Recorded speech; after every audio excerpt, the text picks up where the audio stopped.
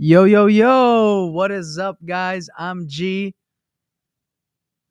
and there's no Dom tonight. Tonight, I am alone, but I am gonna be having some incredible guests on. I met our guests in a couple of years ago at a wholesaling training, and everybody was talking about these people crushing it, this couple crushing it, and then we finally got to meet them. And when I met them, I was like, holy shit, these are some strong individuals, and I'm excited to have them on tonight. As you guys know, we go live every week and bring the heat, right? We are no fluff. We are not gurus. All we do is interview high performing people in our industry so that we can learn, and from us learning, everybody else will learn. So let's cue on Tiffany and Josh. What's Hey going everyone, on? what's going on? Hello, hello, Thanks for having hello. us on tonight. Yeah, super excited. Thanks again for doing this. Um, we got a lot to get into. So I kind of know your guys' story and your background. I feel like I've seen you guys at like 3 or 4 events now.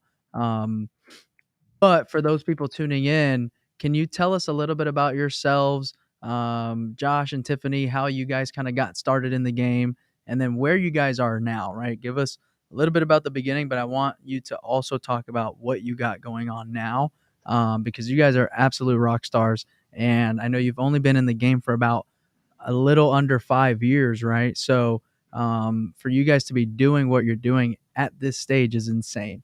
Um, Yeah. Well, we started back. I'll actually never forget the day. I quit my job in May of 2017. But long story short, I was working in the building material space. I actually love my job. I love my career. I didn't leave it because I didn't like it. So I definitely wasn't looking to leave. At the time, my younger brother, I'm the oldest of a big family, got diagnosed with cancer. oh man. And he was still in high school. My siblings were still in high school. And at the same time, Josh's dad was also battling cancer. And it was just one of those. I woke up, it was Good Friday in May of 2017. I didn't tell anyone. I just walked in that day and I said, you know what? And really what led up to it was my brother was in the hospital for about a year. And I was overseeing 16 asphalt plants. I was traveling all over the country. And I realized, you know what, like the lifestyle I had, although I was moving up, I love my job, my career wasn't going to support being a mom. And, Oh, no. and so I just remember sitting in the hospital one day. My parents are with my brother, and they own a few companies, and they hadn't left his side, literally, physically at the hospital for over 300 days. No. And companies were still running, they're still successful. And it kind of opened my eyes to like, hey, like I need to be the mom that my mom's being in that moment someday, if anything were to happen. And what I'm doing today doesn't get me there.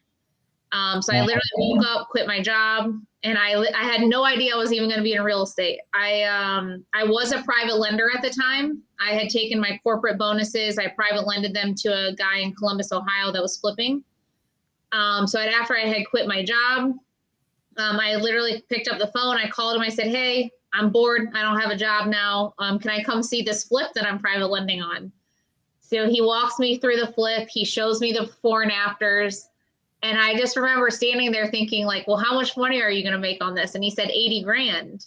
I'm like, well, no disrespect, but if you're going to fucking make 80 grand on this, I can do this too. So anyways, I was like, so how did you learn how to do this? And he, guided me towards the education program that he was in and how he learned. Next day I dropped 25 grand and I did 40 flips in the next year. So Jesus. So that was 2017. mm-hmm.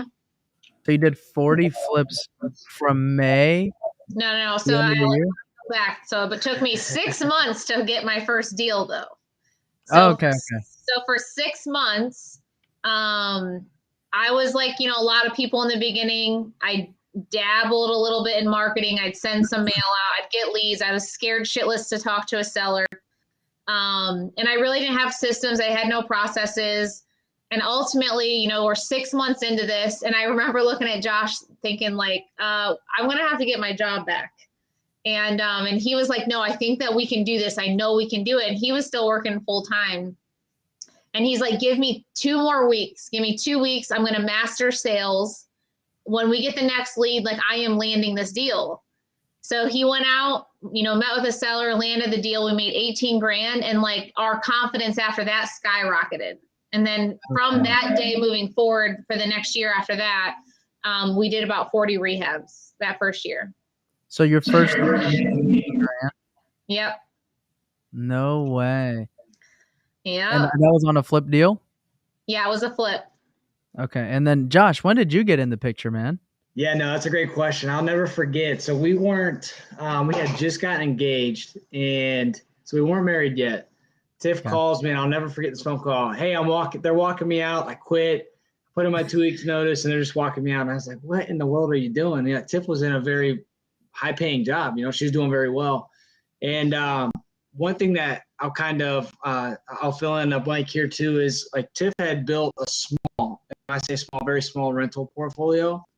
But these 10 properties were basically generating enough cash flow where she was making more off of properties than I was in my full-time. Right. And that was the eye for me. I'm like, holy, this real estate thing is the real deal. I need to start learning about this stuff. And my background was in construction. When we started talking about, I knew immediately that I could help out from managing those projects. Oh, right.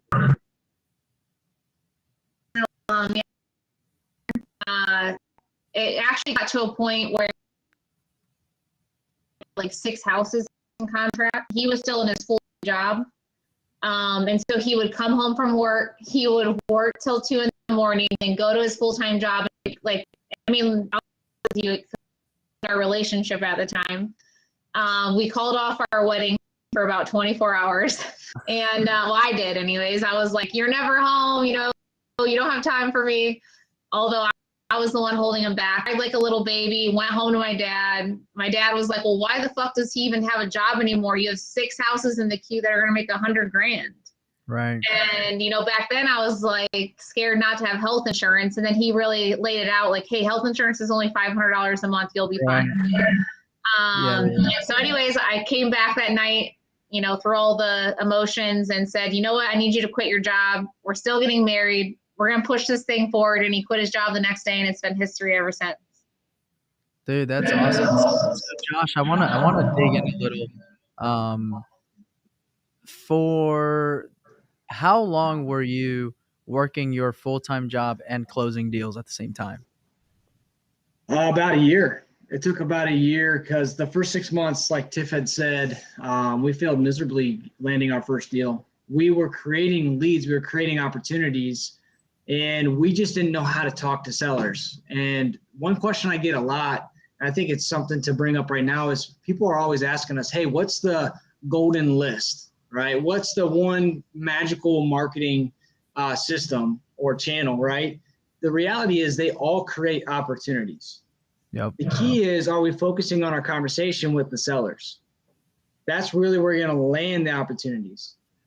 So what I did is I started to focus on those conversations I was having with sellers, started practicing NLP, neuro-linguistics programming, literally took 2 weeks and focused on 3 tactics and landed our first deal by using those 3 tactics. NLP. So I learned NLP from Tony Robbins. I went to a Tony Robbins conference in like 2015, and he was just talking about NLP, and I remember digging in, and I'm so happy that you brought that up, man, because you are 100% right. Everybody's always worried about, you know, the magic list stacking so they can get to the most motivated leads, and or they're in the game and they haven't been able to close a deal, and the one thing that they're missing is exactly what you just said, right? Is being able to close a deal, being able to talk to a seller and negotiating a deal, getting them to sign the contract. So would you mind going in and you know, explaining those 3 things? Absolutely. So the 3 tactics that I used were adverb presuppositions, embedded commands, and tie downs. So an adverb presupposition. Presale conditions. Adverb presuppositions. That's ultimately what that is. It's an assumption, and we want the seller to. We are assuming that they basically agree with us. And I'll break down a sentence. One of the sentences that I actually used in converting that sale. So we use an adverb presupposition, which is an assumption. We use an embedded command, which is commanding their subconscious mind to do a certain thing or feel a certain way. And then we do a tie down, which gets them to agree. So the sentence that I used was, I was working with this lady, and she was spending, so she was up in Northeast Ohio. She spent her weekends driving to Columbus to work on this house that they had just gotten rid of a tenant on. And it was consuming her time. It was causing relationship issues, a whole lot of things with her personal life. And ultimately, what it came down to is they were asking $55,000 for the house, and I ended up getting it locked up at $25,000. And the key thing here was excited. Oh, dude, I know. Like a 50% of what they were asking. Isn't that crazy? But the key was getting her to agree and recognize that it wasn't so much about price for her, it was more about her time and how that time impacted her day-to-day life. And so what I hit her with was, hey, obviously, which is the adverb that I chose, obviously you will feel relieved. So that's the embedded command. You will feel relieved when you're driving back home this evening, knowing that you won't have to come down here anymore and spend your free time working on this house, right? Right. So that end, saying right as a statement, that was the tie down. And you could see her nodding her head as I'm talking through this, which is exactly what you want to do when you're using this. And she saw exactly the message that I was trying to convey, was how selling this house now, this route, was the most easiest and convenient option for her to buy back her time. Right. And are you guys still closing deals right now in person? No, so we've shifted to, what is it, 90%? I'd say like 90 to 95% of our deals are all locked up over the phone. Okay, gotcha. Hell yeah. And what does your team look like now? So we have 5 salespeople. Our salespeople are broken up into different roles. So we have what we call a fault specialist. They move up, they can get promoted, then they get promoted into a closer, then they get promoted into a team lead. Then we have an operations coordinator, myself, and an full-time executive admin on the active side. Gotcha. And then what about your VA team? Yep. So we have a pretty massive VA team that supports us on the back end. We honestly, I don't know how many VAs we work with at this point for our own individual company. Gotcha. We were very fortunate. We got connected with a guy a couple years ago overseas. He was a developer, and long story short, a few years ago, I was in all these programs, and everyone talked about it's so sexy to scale, launch all these cities, hire all these fucking people. So I listened to everything I was told to do, and don't get me wrong, we did hundreds of deals, but I was miserable. I was like beyond miserable. And so one day, it's probably been at least 3 years now, but we walked in and we literally fired like 2/3 of our sales team. And at that time, we had a sales team of 11 people just on the sales floor. And it wasn't necessarily on them. We hired the wrong people. We didn't have the right foundation and systems. We didn't have the right training, onboarding, all the above. And so we ended up basically waking up one day saying, hey, we're going to rebuild this and rebuild this the right way. And we looked at each other and we said, if we're going to keep doing this, Josh has agreed to master the sales process. And I took the responsibility of rebuilding the front end. And at the time, someone had connected me with a guy overseas, and we built a relationship where we were literally meeting like 3 times a day and rebuilding process after process. I probably have like 500 process documents at this point. Wow. And we just took off like that. We rebuilt our entire how a lead flows, how your phone systems flow, just everything and how it worked. And it got to a point where I was really only meeting with him once a week. And from there, our company is all about taking in lead flow, landing deals, raising money, etc. And what happened was about a year later, all my friends started reaching out in the industry that were flippers saying, how are you so systemized now? And that's really how education came about. That's like how we ended up growing education. That's how my VA company, my partner there now, he's grown 230 plus VAs in one office. Like we've just basically duplicated what we already do now for other people. But that's really how that whole process got started a few years ago with our VAs. Wow, that's awesome. And so what does your guys' day-to-day look like in the team? So Josh manages and oversees the sales side. So he has, a team lead running the sales side, running one-on-ones, team huddles, daily sales training, team huddles. I oversee our operation coordinator takes the deal from there to close. She coordinates everything. I'm just overseeing it, managing like all the KPIs, and I raise all the money. So I am responsible for raising money. I oversee the operation of VAs. I probably spend an hour a week on that. But ultimately, our time is spent leading people at this point. Gotcha. So what are you guys raising money for? Like how much of your deals are you guys wholesaling versus flip? So we're primarily in Columbus, Ohio, and Kansas City as our primary markets. Columbus, we probably 50-50. We 50% rehab, 50% wholesale. And then we also hold rentals. And then in Kansas City, we wholesale and wholetail. So we'll close it, list it. But essentially we're almost, wholesaling, but we still take down properties in Kansas City. Nice. So how does for somebody who's like out there wholesaling and scared to take the deal down, right? Raising money, because there's a lot of people wholesaling that don't really do any wholesales, right?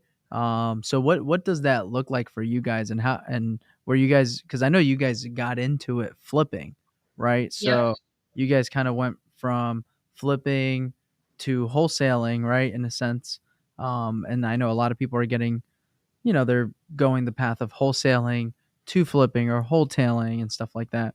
So what does that process look like? Yeah. First, like if anyone's watching this, that's primarily only wholesaling. This is my personal opinion, and I'll give you some examples. But ultimately, if you're not wholetailing and flipping, like you won't be around for long, period. And the reason is because, like you're supposed to spend, say 15 to 20% of your budget in marketing to get a 5x ROI. So if you want to make 100 grand, you spend 20 grand. And ultimately, you're turning away deals every day if you're not at least able to take it down and list it, or take it down and double close it. Because some deals, at the end of the day, there's no spread to wholesale it. So you're walking away from a $20,000 rehab because you don't know how to do it. So ultimately, let's say your spread, your average deal size is, say, $9,800 right now because you primarily wholesale. But I have a lot of students where their conversion rates are actually very good. They're converting better than the industry standard by campaign. Their problem is that their average deal size isn't where it should be compared to what they're doing, because they're only assigning deals. Right. And so we got into that pickle a few years ago. We went from rehabbing only to only assigning for a year. And although we did 165 assignments the second year we were doing business, my average spread that year was like 97 or 9,800. So I walked away from that year and I said, look, fuck doing that much volume. Like, I don't want to do another 165 deals. I would rather make 3 times the profit, do the same deal size or less. Yeah. And so I went back to wholetailing, flipping, and wholesaling. Now our average deal size went up to 23 grand. And that's the difference. You can triple your profit per deal with the same marketing spend. But ultimately, I lost 106 grand on my first flip. And I was also in an educational program that taught flipping. And I will say the biggest thing I wish someone would have told me back then, even if I was getting educated, is I wish that I would have found one of the biggest flippers in the town and I would have brought them a few deals and partnered with them.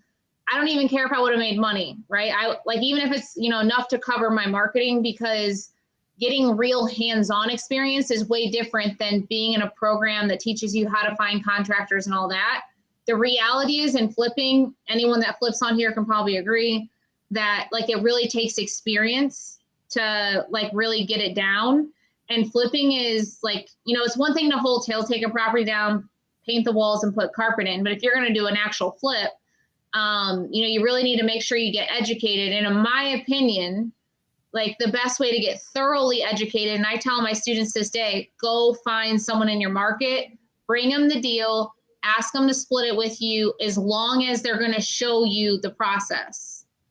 And so that's really like my take on how to get started doing it. Now, wholetailing is a different story. Raising money is not difficult. I think a lot of people put too much thought into it. They have a fear of, asking for money. But ultimately, there's hard money out there. There's ways to get creative to take a deal down. And you're still missing out on deals where you could literally physically close it, list it on the MLS, and maybe you only make 10 to 15 grand, but that was 10 to 15 grand you didn't get out of your marketing dollars if you're not doing that. Right. Right. No, I agree. And one thing that I'm curious as an operator, right? Because, we've dabbled on, because we primarily only do wholesaling, right? We don't really do any flipping or anything like that. And I'm curious, how do you guys, and we don't have to answer this, but how do you guys compensate the team? Like for us, it's like, all right, we're wholesaling. How do you compensate the team on like flip deals? Or the team gets a deal and you're like, yeah, I want to keep this thing, right? Like how, because we're getting to that stage now, right? And I just love to pick your brain on that end.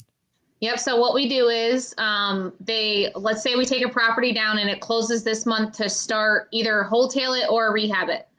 They get paid on the first $10,000 of projected profit in the month that it closes. So, buying it, right? So say we close it today and we're going to start rehab. So in December's numbers, $10,000 of the projected profit goes towards this month's numbers in their queue. Gotcha. Then when it closes, let's say it closes in May, and it actually makes 50 grand. We pay on the remainder 40,000 at the time that the rest of the profit comes in. So it still keeps cash flow coming in for them, and eventually they're stacking them all the time, right? So like once they're with us long enough, they have multiple stacked up. If we're holding it as a rental property, they're paid based on a $10,000 assignment. And that's all in their HR paperwork. So most of the time, on our side, we're holding a rental property a lot of times because it's just not going to make any money doing anything else anyways. Agreed. So it's a big win for the acquisition person. There have been times where, say, like if we would have flipped it, we could have made 100 grand. So we will be fair on that and we'll do an exception to the rule. But in HR paperwork, it's $10,000 assignment if we hold it as a rental. Oh, that's awesome. And then ultimately, let's say I put it in Heels Homes originally in the purchase agreement. I evaluate the deal. I decide, hey, this needs to be a rental. I'm going to go put it in my rental LLC.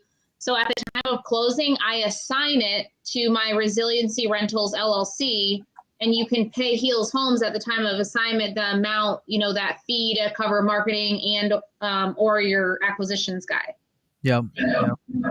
No, I love it. That's awesome. So the first 10K doesn't matter what the total projected profit is, right? You still pay the first 10K, and then if the next, when we close the deal, we make 20 grand, we make 30 grand, we make 40 grand, 50 grand, whatever it is, you're still paying 10 grand up front. Yep. Love it. And there's been like maybe last 2 years where we actually made less than 10 grand, like a basement needed waterproofing, it was unexpected, whatever. But, they end up getting paid more ultimately because it's a standard for my company. Like we aren't taking this thing down if we ain't making 10 grand. So. Gotcha. And how does the team feel? Like, do they want more flips? Do they want more wholesales? Do they want more wholesales? Like, how does the team feel about it? They love flips. Yep. They get excited when I mean, we make a lot of money on flips. Yeah. Our flips are probably 4 to 5x the profit versus a wholesale in my market. Mm. And ultimately, you know, one of our top core values is the number one core value on our board is faith. And ultimately the sales team doesn't even honestly think about it. Like their job is to get deals in contract and move on. And then our leadership is the one evaluating the exit strategy and going from there based on inspection and all the other things that come after the deal gets in contract. So they do love flips though, man. Our flips make 4 to 5 times as much money as our wholesales. So tying in that core value, and this is a whole other discussion, but our team has to have faith that we as leadership is making decisions that's on their best behalf and on the company's best behalf, you know, to be around for the next 5, 10, 15, 20 years. Yeah. I agree. And it's important to have that, right? Because I feel like, you know, when Tiffany said that she was, you know, years ago was talking about her, you know, just seeing her parents being able to be at her brother's side and seeing that the business was still performing, and that was kind of like a light bulb to her, right? I feel like people don't get into this business with that mindset, and because of that they treat it like a side hustle for the you know what I mean, for like the first year, 2 years, it's just a side hustle, right? And because you guys went into it with that mindset of, I'm going to treat this as a business, I'm going to scale, I'm going to try to build something that can run with or without me, right? In case this ever, you know, something bad again happens and I have to be at somebody's side for 300 days out of a year, right? Then you start to kind of change the way you approach this business, and leadership is huge, right? So can you guys kind of talk a little bit about that? Because a lot of people watching, you know, some people are just getting started, some people have done a ton of deals and are looking to scale and start going to the next level, start hiring people.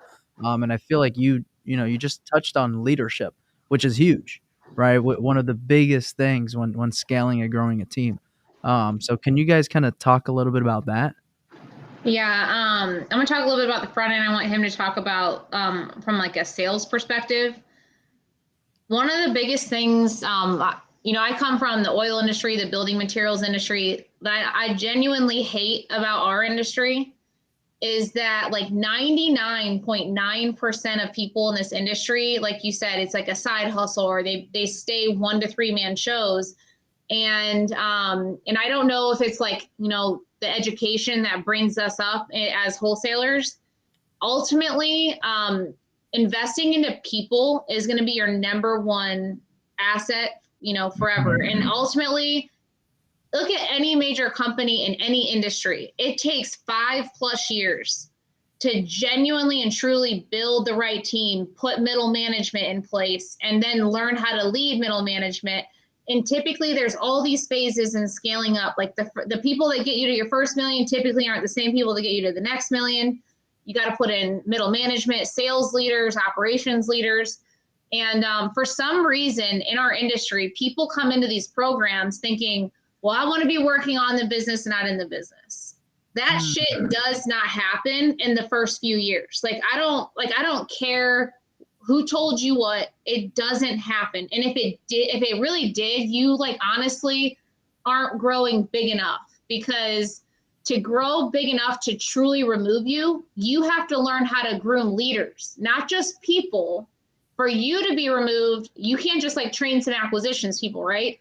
You got to train the acquisitions people. Then you got to train a sales manager. Then you got to train an operations leader, where those people are good enough to train other people. And I feel like people skip that piece right there, and then they wonder why they're in the grind, and then it doesn't end up working. And so if you're coming in this long term and you want to be here 5, 10, 20 years from now, you got to get over the fucking fact that you're going to be like working on the business in less than a year, because it's not going to happen. Yep. And I think that ultimately, like, you know, you hear the words, well, you make all these 7 figures, drive a Lambo and do all the shit. But ultimately to get there, like you have to have leaders in place, and it can't just be you. The leaders got to be underneath of you, and you got to be good at training them. And I think that like a lot of the education in the industry, they're teaching you how to be good at something. They're teaching you to get a deal done, and they're teaching you how to chase shit. They're not very good at teaching you how to onboard, train, and manage people based on metrics, black and white facts, and understand the data that goes into running the company. And I just think that like ultimately we've really got to take a step back and in our education as us gurus out there and take more responsibility for teaching people how to onboard, train, and manage people and understand the numbers that go into the running this operation. There's actually a key concept I want to bring up. John C. Maxwell talks about this in his book, 21 Irrefutable Laws of Leadership. And I don't know if it's the first or the second chapter, but he talks about a concept called the law of the lid. And what he says is the level of leadership that we have is going to be the cap of the level of our organization. So for example, on a scale of 1 to 10, if we're a level 4 leader, our organization will be maxed out at a level 4 organization. But if we grow, or if we can work up to a level 7, now all of a sudden our organization has room to grow into that level 7 organization. So a lot of times we're not even focused on the leadership piece, and that's the one thing that's capping us, and that's the bottleneck. And like Tiff said, it's so unfortunate that, people complain a lot in our industry about having their sales floor as a revolving door. And that's ultimately a result of poor leadership and the fact that we just throw a salesperson a script and say, hey, go lock up deals. There's a lot more to it than just that, Yeah. No, I agree. And I'm happy that you bring that up because, sales to me and wholesaling is everything, right? Sales to me is, we talked about that early on. Like, doesn't matter the list, doesn't matter what you're doing. Like, if you lists, like you said, create opportunities, right? And once you have those opportunities, you got to be able to close them. And if you can't close those deals, you're not going to get a contract, right? And so what does the leadership look like in your sales team? And Tiffany mentioned that you guys are doing like daily sales huddles and stuff like that. So can you break that down for us? Absolutely. So it all starts with having a meeting rhythm, and that's a number of meetings, having a weekly team meeting, having daily sales huddles, having weekly one-on-one performance reviews. And when you do these things, that provides the time and accountability for you to hold your team accountable and coach them.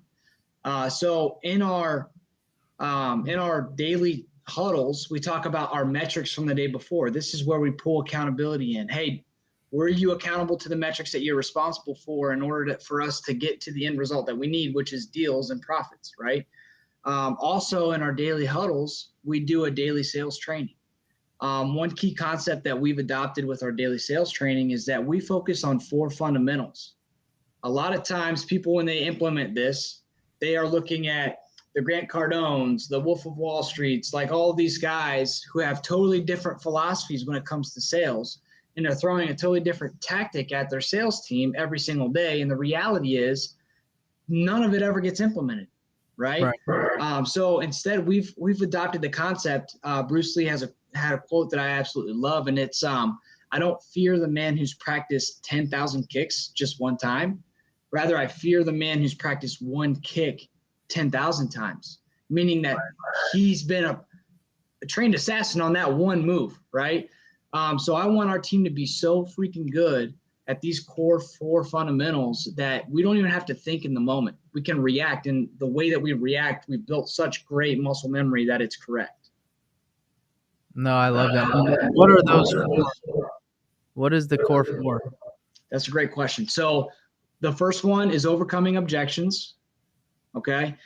Uncovering motivation, which is arguably one of the most important pieces of a conversation with a seller, right? Diving into their situation. Setting clear expectations, and uncovering anything that's going to get in the way of the prospect taking any kind of action, right? What we call roadblocks. Those 4 things.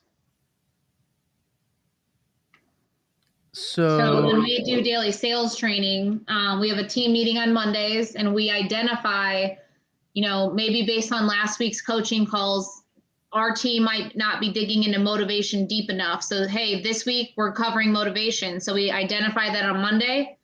We go over the theory and the how on Tuesday and Wednesday. We role play Thursday, Friday on that topic. So all week we're focused on that one topic. Gotcha. Okay. I love it. I think one thing that goes, like, before you even set in meeting rhythms and all that, adding structure to a sales force. A few years ago, after we had let go of all those sales folks and we said, hey, we're going to rebuild this, we hired a guy that managed a multi-million-dollar phone sales company. He scaled phone sales and, was insanely successful at it, but it wasn't in real estate. So what we did is we hired him to come in. He sat on our floor and he consulted us, watched our team. How do they communicate? What phones are they using? What metrics is being tracked by? And all, the whole big picture. And he basically came to us and said, hey, you guys are doing this all wrong. Like, there's two skill sets in sales. There's the piranha and there's the closer. The piranha is what we call our fault specialists. They're really good at chasing stuff in the system, getting callers on the phone, getting them warmed up and passing them to the closer. The closer has the skill set of really walking a seller through that process and getting the contract closed. And ultimately, I'll never forget, he said, a closer should be sitting at a desk with their legs crossed, sipping some coffee, waiting for a deal to close. And that's their skill set. So we want them focused on closing. And also, like, the speed of communication. Back then, I was unfortunately using CallRail and I was hand dialing numbers, and that's not productive. So people only make 67 dials a day. Like that, if someone made only 60 dials a day on my team now, they'd be fired. Like that's just not even an option. So now, like, is putting an effective phone system in front of them.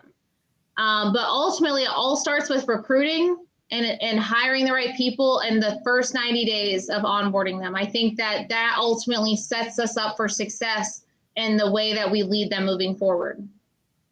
Gotcha. So let's go into tools, if that's okay with you. You talked about breaking down metrics, tools that your sales staff is using to be able to no longer hand dial. And as they're making these calls, you're also on the back end tracking everything so that you can hold everybody accountable, but also be able to see what's going on day to day on the business, and train from the day before. Hey, yesterday you guys were slacking. You guys didn't make a lot of calls, So what tools are you guys using now that's allowing you to, effectively track everything and measure everything on an instant? Yep. So we have a custom Podio built out. Our phone system is smartphone.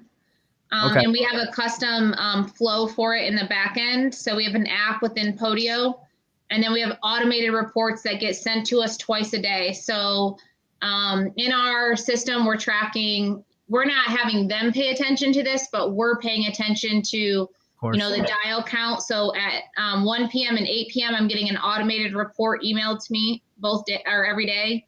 It's saying, dial count. It's saying how many breaks were between 1 and 2 minutes, 2 to 3, 5 to 6, 10 plus. So I know, like, hey, like, maybe our dial count might be low. Like, I'm noticing a bunch of 10-minute breaks. I don't normally micromanage it, but if I notice something seems like a red flag indicator, that's a signal for me, because I'm also on the report, say, hey, Josh, like, what's going on?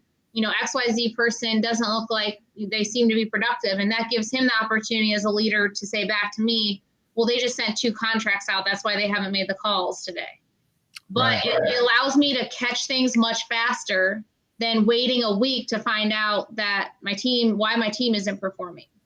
Right. Also, the beauty about the phone system is that it gives you the ability to live transfer.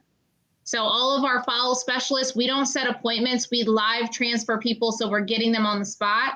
It allows you to whisper and barge, which allows us as leaders to train our people better. So for example, let's say a closer's on the phone, they need help, they're signaling the leader, whether it's virtual or in person. We can barge into the call, or we can whisper in, and we can coach them through the call. We can say, hey, say this next, and the seller won't hear it. So ultimately, it's a way for us to lead. We also have it custom built out so we can pull live calls on the spot. And when we go into our weekly one-on-ones, we can use those now to coach and train through, listen through it. Did they follow every step of the process? They have the app on their phone. So ultimately, every call that they're doing is through Wi-Fi. I don't want them using their cell phones to make any dials to our clients, and they're all recorded. We're tracked. And then within Podio, we're tracking how many pass-offs did a follow-up specialist have, how many processes is my closer having, and how many offers, and ultimately how many contracts out. Wow, that's awesome. And what are you guys expecting of your team? Like, what are the metrics? Like you said, if somebody's doing 60 hand dials in my office, a day, they're out, right? So what are the metrics that you guys are expecting from your closers, from your team? Hey, follow-up managers, you need X amount of transfers a week, X amount of transfers a month. Closers, you need X amount of contracts every week. How are you guys tracking that? Yep, that's a great question. So the expectations that we have from a closer starts with having 2 deals a week. Okay. Gotcha. Now, one thing we're not tracking on a daily basis, and our sales team never talks about this, and I want to talk about this. We don't track dials. Yep. And the reason why we don't track dials is because when we did that and we had a minimum expectation on, hey, you have to have 100 dials a day. What happened was, let's say towards the end of the day, they're not even close, or they're so focused on getting that dial count. And what I started to see was people would call someone, it'd ring 5 times out of 10 rings, and they'd hang up to call the next person because they're so focused on getting to that 100 dial count. So instead I said, hey, listen, I don't care how many dials you make. I mean, we do to a degree, but I'm not setting a minimum expectation and making that the focus. Rather, I'd prefer to focus on the quality conversations. So how many quality conversations are we having in any given day? And then for every 2 quality conversations, there should be at least 1 offer. And what is if I can just pick apart right there, what is a quality conversation for you guys? A quality conversation is when we go all the way through our script. Okay. We're calling that a process call. That's the term that we use. And so essentially we got through motivation. They're showing motivation. So we went through property condition, set expectations for another call. That doesn't always mean that ultimately we get through the property and we find out, this just isn't a good deal for us. We might refer it to an agent or something, but ultimately the stats say for every 2 processes, or some people call it quality conversations, equals an offer. And then ultimately we've been tracking, how many offers it takes to get a deal for, every quarter, every day for years now. And ultimately our company lands 1 out of, is it 3 or 4? It's less than 3 right now. Yeah. One of less than 3 offers. Right. So ultimately we know then if it takes let's just call it 3 offers to get a contract, and we need XYZ contracts, we divide by 3, and we back all the data down to how many leads a day I need to provide to get how many quality conversations, to get how many offers, to get how many deals. It's all science. And I want to go back to the numbers real quick, if that's okay. How many quality conversations do you expect your team members to have? Yep. So one thing that's really important, again, starting with the end result, 2 deals. Okay. Converting at 1 of every 3 offers is 6 offers a week, which means that we need to have at least 12 quality conversations for the entire week, which is going to be between 2 to 3 quality conversations a day. Gotcha. And one thing, some people out there have learned just from doing the education side is they believe in these 1 call closes, or that every seller gets an offer. We don't believe in that. So you're not getting an offer unless you're motivated, the time's right, and that we've taken the process. Right. Yeah. Or else you're just spinning wheels. 100%. Yeah. I mean, we have a limited amount of time, and we need to spend our time and energy on the people that are going to be the best fit for us. Right. So you mentioned your team is making offers, and then the upper management is deciding, hey, this one we're going to wholesale, this one we're going to flip, this one we're going to, right? So who is deciding in the negotiations, right, with the sellers, because obviously the numbers, I could be wrong, but I would assume that the numbers are different, right, on each side, right? If we can get it at this price, we can wholesale it. If we need it at this, if we have to buy it at this price, then we got to wholesale it or whatever, right? So who's making the decision on the front end as far as what you can put the property under contract for? Yep, that's a great question. So what I do is I have our acquisitions person, after they do the process, they do the due diligence. So they run the comps, they save their comps, they put together a repair estimate based on a repair cheat sheet that we have. And one thing we do in our onboarding is we train thoroughly on our acquisitions to know enough to be dangerous as far as putting together a line item repair estimate to be within 5 to 10% of what that repair cost should be. So they have their ARV, they have their repair costs, and then depending upon the area they know, because we train on this, they know, hey, there's a hedge fund type buyer that might buy this. There's other rehabbers that might buy this. We might rehab that. So they're making recommendations on, hey, I think we can make this price because of X, Y, Z. Then I come in and I do a final review and I say, hey, I agree, or maybe I can even bump that up a little bit more because I know a buyer or another exit that might be more advantageous and help us put that deal together. Gotcha. So I want to phrase this question the right way. How many deals are you getting hit up with every day to analyze? Yeah, that's a great question. It could be anywhere from like 2 to 4 on any given day. That's more than that. On a light day, I haven't really tracked that, honestly. Just being real. And then you think about it, if you're having I don't know, however many quality conversations a day, like ultimately you're making the final decision on those offers. Yeah. So it's a lot. So how do you plan on delegating that? So we've done really good. That's my challenge. Yeah. So in the past, our team wasn't the greatest at doing the due diligence piece.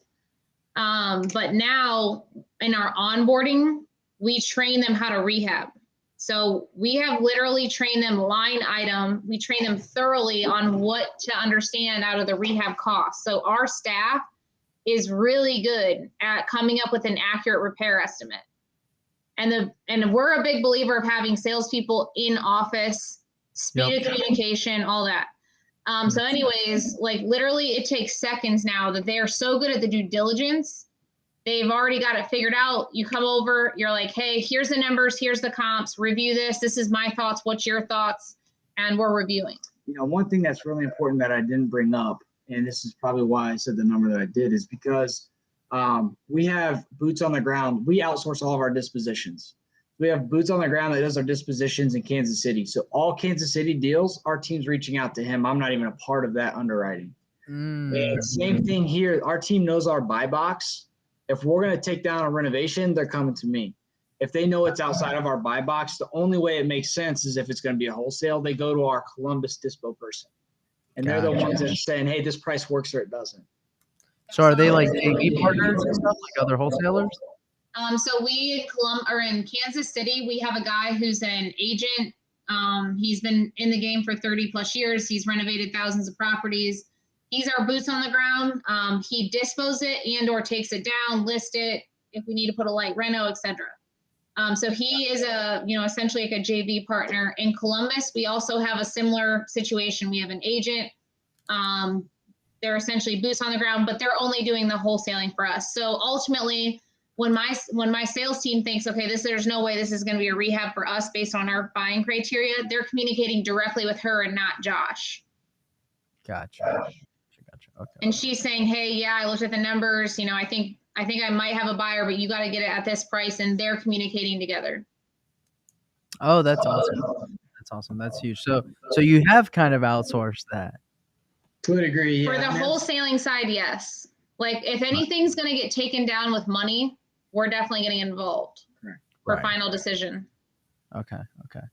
Yeah, no, that makes sense. And that's the reason why I was asking is because that's, our hardest part to delegate, right? Is still calling those final shots on, because you don't want to miss out on a deal, right? You don't want to miss out on a deal because somebody doesn't know or whatever, or this area, or like you said, hey, the numbers don't make sense, but shit, we got a hedge fund buyer where they'll buy where the numbers don't make sense. So fuck it, let's lock it up and whatever, right? So you don't want to miss out on those deals.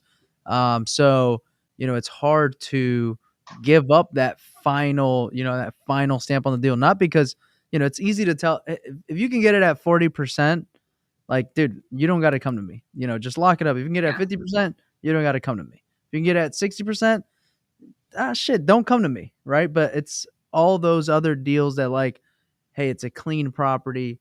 It's, doesn't need a lot of work. ARV's 200, seller's willing to take 165, right? Like, there's some meat on the bone where with the right exit strategy, you can still make money. So I kind of want to, like, I still want to look at everything, but I don't have all the time to look at everything. Right. And then, just the other day, like, because we do a lot of JV deals, and, wholesaler brought us a deal. One of our team members was like, yeah, I don't think it's a deal. And it wasn't really a deal except for one buyer. Yeah. Right. There's just like one buyer that I know. It's not a hedge fund or anything. It's just, I know this one guy that, like, dude, I know he'll pick this up. Right. And, I stepped in and I was like, hey, let's just shop it to this one guy. Tell the JV wholesaler, lock it up. We'll shop it to this one guy. He ended up going, we're making 22 grand on it. Jeez. Right. Yeah. And it's just a wholesale deal. Yeah. And we sold it. It was like sold and locked up same day. Right. And it was just because I know, because we're in it, we've spent the 5 years grinding all day, talking on selling the properties, whatever. So I know. And, like, just when I think, and so this is the hard part of letting go, right? Just when I think it's all, all right, it's all good, I make one decision, we make 22 grand. It's like, fuck, how do I continue to train and delegate that part, right? Yep. Which is my biggest challenge. I have a question. Do you have dispo in house? Yes. Who handles that? Is it a dispositions team, or are you still doing dispo? No. We have a disposition teams. Yeah. Yeah. Do you have someone on your team that's been around long enough to where they've seen several of those types of situations? Yes and no. So basically, ARV on this house is 80 grand. Seller wanted 80 grand. But I know the one guy that he picked it up for 102 grand. But it just happened to, like, I don't know. And it's just one of those things where we could have shopped it to the dude and he could have been like, no. Right.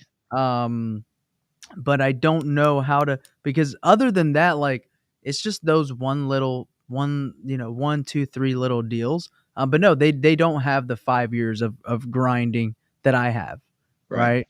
My dispo team, my JV guy has been with us the longest. So that's why he's the JV guy, because he's seen a, dispo. He used to be a disposition manager for like 2 years now. And then now he handles all of our JV deals. He's still dispos, but mainly he's just JVing with people. And he's been with us the longest in my dispositions team. But no, I mean, my team has not been around long enough to see, those gut feeling of just, this deal doesn't make sense on paper, but let me make one phone call. Right. Yeah, I and mean, just that's kind of where, got to like, know that one. I don't know. Yeah, I think that's where, like, when we talk about delegating and removing hats and stuff. So I actually did dispo for the longest time. One, because I'm also a rehabber, so I wanted to be in front of other buyers and wholesalers too, because I wanted their deals. Yep. But ultimately, if there's one position I think an owner should be involved with until it's absolutely, like, someone's ready to take it over, whether you delegate it or outsource it or whatever, is dispo. Because you got to think about, like, what's your time worth, and when you're maximizing exit strategies, it's thousands of dollars. So your time is worth that right now. You know what I mean? And that's why I always say, like, it's damn near impossible to remove yourself from the business the first, few years, because someone else has to take on the experience that you did in order to make those decisions. Now, you obviously took a while because someone probably didn't have the training to put it right in front of you the fastest. So someone else will be able to learn much faster under you. But ultimately, and at the end of the day, I used to oversee a bunch of, like, thousands of trucking companies. And the owner, even if they had 300 employees, the owner loved the business so much that they always came in, and whatever the part of the business they actually loved doing, they actually still did a part of it, whether it was like for an hour a day, whatever. Like they're involved in decision making, etc. And I think sometimes we get too caught up in like, oh, I need to be doing nothing and sitting on my couch and delegating everything. And like, I get it. Like, we're here to be entrepreneurs. We're here to delegate. We're here to grow other companies and all this stuff. But it takes time. And like, we need to appreciate that journey in that time. Agreed. And ultimately, in order for someone to take over some of those decisions, they have to get the experience under their belt in order to do it. The reason why we've been able to delegate it is because a year ago, we decided to just completely outsource dispositions. Right. And that's what's really helped freed our time with it, because now my staff goes directly to them, makes them run the comps, and they want the deals, right? Because they're making a percentage. So they're all about getting these deals. And our staff in the beginning and onboarding and through experience over time, they start to understand like, hey, this isn't a deal, but I think you guys have like this one hedge fund buyer that this might be a deal for. And so they know to at least ask the question. They don't just skip over the deal. They'll at least say, hey, like, I feel like this is too close not to look into, like, is this a deal for anyone? And versus saying, oh, this doesn't meet this exact buying criteria or whatever. Yeah. No, I agree. And I love Dispo too. Dispo is the one. I mean, I just I've always looked over kind of as me and my business partner started delegating stuff. I mainly looked over dispositions and transactions and or transaction coordination. And Dispo is just, I mean, it's just the best for me. It's the best. You get to talk to investors all day, and you get to talk investments all day. I've closed tons of deals, but at that point it's more of a closing game, and you have to deal with sellers' emotions and all that. So I find myself all day basically just putting out fires, right? Yep. Hey, we sold this property, now there's a squatter, the buyer's pissed, what do we do? Right? It's like, oh shit, we just sold this thing yesterday. It was vacant yesterday. Now there's a squatter there. What's going on? And you want to take care of your buyer. You don't want him to be like, well, shit, I'm not buying a house from this guy. Like, whatever. So that's like where I find most of my time being spent. But at the same time, like, I know I also want to delegate my leaders' responsibilities as well over time, right? Because they're spending a lot of time doing things. So I just was curious on who's calling the shots on the properties, because we are more of a higher volume, less profit margin kind of operation compared to you guys. So we're analyzing a lot of deals every day, right? Yeah. And making a lot of offers every single day. And when you have to put your final stamp on things, you're just all day basically just making final decisions on. And right now, my business partner, my disposition sales manager, and my operations manager are all at the IMN conference, the hedge fund event in Phoenix. So I'm holding down the fort. And it is just insane the amount of properties that like, I didn't realize the amount of properties that acquisitions is sending to my ops manager every single day. Yo, seller wants 130. My max on the, in Podio is telling me 110. Can we do 130? It's like, oh shit. All right, let me analyze it. Let me see if we can do it. Right. And I'm like, okay, cool. Fire. And then 3 more properties. Yo, Podio saying max, 210. Seller wants 218. Can we do it? It's like, all right, let me look in, whatever. So that acquisition's constantly going to my ops manager. I'm seeing like, dude, this is taking a lot of time all day just analyzing, putting the final. And I know it's it is worth it. You got to do it. I'm just trying to see how other teams delegate that final stamp, because you don't want to miss out on a deal. I hate like, shit, you offered them 80. Like, dude, we could have fucking paid them $100,000 and got the deal and still made $20,000 on it. Right. So that's, I mean, it is time consuming. I mean, I don't know about you. But like the one part of the business I love is what you're talking about. Like, I love evaluating deals. Like, I love raising money for it. I love figuring out what are we going to do with this next, because ultimately, you know, typically we started as a wholesaler, then we start maybe wholetailing, maybe taking down properties. But the real end goal here to reach freedom is to own rental properties. Agreed. And although we think, oh, we should be delegating all this, that one deal that, like, we keep saying, oh, we should delegate this, that deal, if you evaluate it and realize, oh, I could hold this, is worth, you know, maybe 300 grand to you in 20 years paid off. So like, you really got to think about, like, it is, in my opinion, for a while, it's worth your time. Right. And it takes someone else to get the right experience to evaluate it like you could. And that doesn't happen overnight. I think it takes months of experience sitting alongside you, or a senior acquisitions or whatever senior dispo that has evaluated hundreds of deals with you already.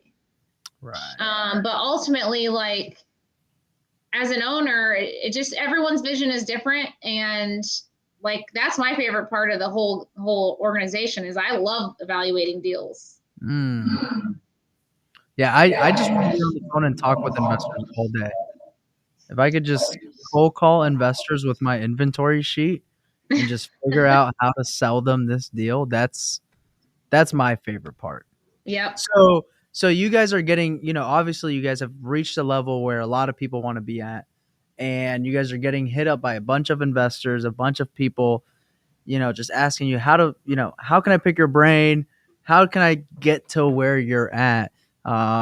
So, and I know that's kind of forced you guys, and that's kind of what forced us to start doing shows like this and stuff like that, right? It's just constantly getting hit up like, yo, can you teach me this? Can you teach me this? Whatever.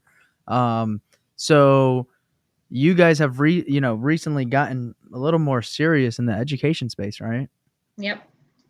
Yeah. So what does that look like?